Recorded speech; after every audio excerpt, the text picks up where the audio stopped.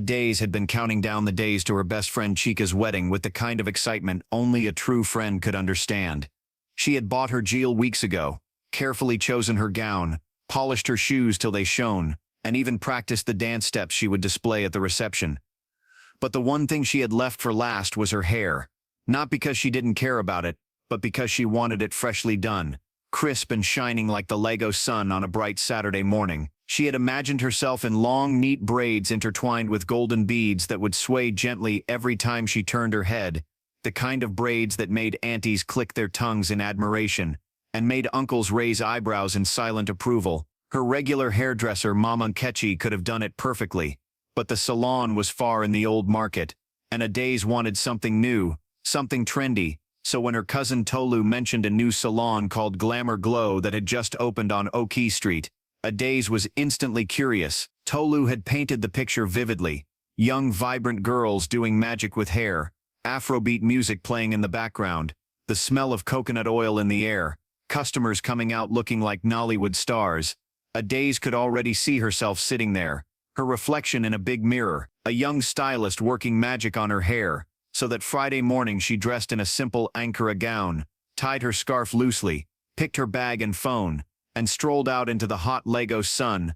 The walk to Oki Street wasn't long, but the street was busy as usual, hawkers calling out their goods, Danfo buses honking impatiently, neighbors greeting each other in Yoruba and Igbo, the smell of roasted corn mixing with the sharp tang of petrol fumes. She found the salon easily because the front was painted a loud pink and gold with a glittering sign that read Glamour Glow Beauty Paradise. The glass door was covered with posters of models with sleek wigs and glossy makeup, and from inside she could hear loud music, mostly Burna Boy and Tiwa Savage. Stepping inside, she was greeted by a wave of heat and perfume, mirrors everywhere, flashing lights around the frames, young women in ripped jeans and colorful tops moving around with combs and hair extensions in their hands. The receptionist, a slim girl with bright red lipstick and nails as long as plantain chips, smiled at her and asked in a sharp Lagos accent, "Madam, welcome, wetin you wan do?" Adaze explained her golden bead braids vision.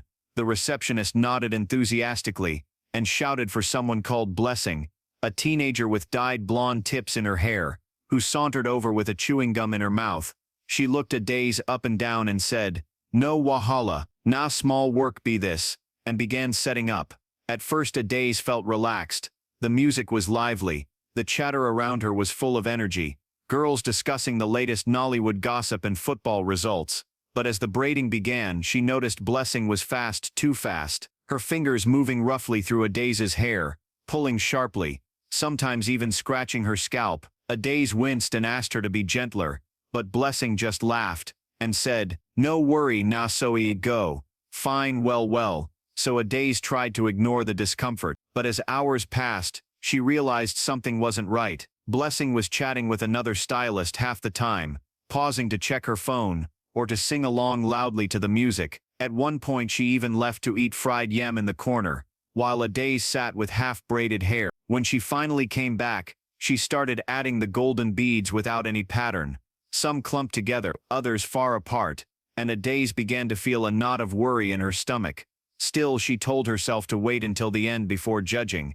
After all, maybe the final look would be better. But when Blessing finally turned the chair to face the mirror, Adaze's heart sank. The braids were uneven, some tight to the point of pulling her scalp, others loose and frizzy. The beads looked like they had been thrown on randomly, and in some places her hair looked thinner, almost burnt. She touched one section and felt how brittle it had become. She was speechless. Before she could gather her words, the salon owner, a heavily made-up woman in a glittering dress, walked over and said with a forced smile, "Fine girl, fit you die, you go pay now." Adaze tried to explain she wasn't happy with the style, but the woman's smile faded instantly. Her voice turned sharp. "If you no like na your wahala, we no day do refund, you fit go next time." Adaze felt heat rising in her chest, anger mixing with disbelief, but she was surrounded by strangers, some of whom were watching curiously, so she quietly paid and stepped out, the hot afternoon sun hitting her face like an insult. She wanted to cry, but held herself together. As she walked home, she heard two women who had been in the salon earlier, whispering behind her. One said, "Nah, so them do my sister own last month. She cry tire." And the other replied, "I talk am that place now wash." The words stung because she realized she had fallen into the same trap. Back home she stood before her mirror, trying to adjust the braids, but nothing could hide the unevenness. She thought of the wedding tomorrow, and her heart clenched. What would Chica say? What would people think? In desperation she took pictures, and sent them to Tolu, who was shocked. "Ah, nah, this kind thing I no day like. You forgo Mama Nkechi place," she said. Adaze felt even worse. Unable to sleep that night, she posted the pictures on her WhatsApp status with a short warning. "Don't go to Glamour Glow if you love your hair." Within an hour her phone began buzzing with messages. Friends, cousins, even old schoolmates reacting, some laughing in disbelief, others sharing their own horror stories from the same salon. By morning her post had gone viral in her small community. People were tagging others, sharing screenshots, some even promising to report the salon to Consumer Protection. It was overwhelming, but Adaze found a bit of comfort in the fact she wasn't alone. Still, the wedding was only hours away, and her hair was a mess. Finally she decided to swallow her pride, and run to Mama Nkechi's salon in the old market. When she arrived breathless and desperate, Mama Nkechi took one look at her hair, and shook her head. "Chai, these small girls, go just day spoil person life," she muttered before calling 2 assistants to help undo the braids. It was painful work, her scalp already sore, but they worked gently, soothing her with warm water and shea butter. Within hours they had repaired the damage and styled her hair into a beautiful updo, with fresh golden beads placed perfectly. Adaze almost cried when she saw her reflection. She hugged Mama Nkechi tightly, and promised never to stray again.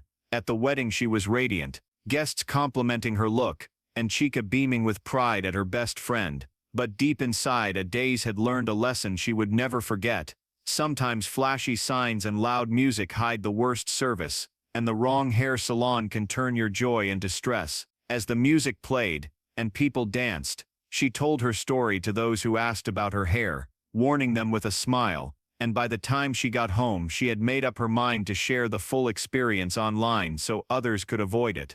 Ending her post with the same words she now tells you. If you enjoyed this story, and want more real-life lessons, don't forget to subscribe and share so no one else ends up visiting the wrong hair salon.